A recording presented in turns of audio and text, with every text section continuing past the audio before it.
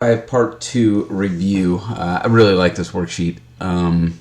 It goes through some vocabulary, so you obviously have a word bank here that you're going to use to fill these in as far as the major parts of a parabola and kind of what these words are and what they mean. I think the vocabulary is super important for quadratics and parabolas. It's easy to forget what these things mean and what they are, but hopefully you won't.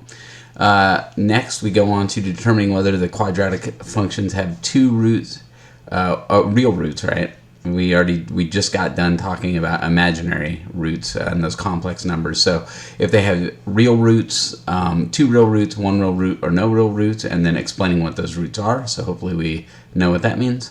Here again, we are going to just sort of identify some important points, including domain and range, and hoping that we understand what those are.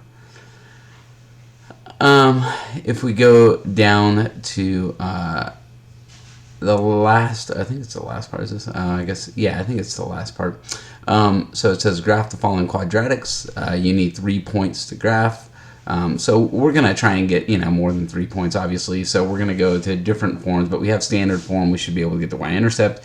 We're going to factor it to get the x-intercepts. That'll give us our points. We should be able to get the vertex. And then don't forget you have a symmetrical point as well. And what I mean by that is, let's say we get a parabola that looks like this. So there's our y-intercept, there's our vertex, there's our x-intercept, there's our x-intercept. Don't forget that we'll have a symmetrical point over here as well, right? That sort of goes with that y-intercept. So I think that's a good thing to remember as you're doing these.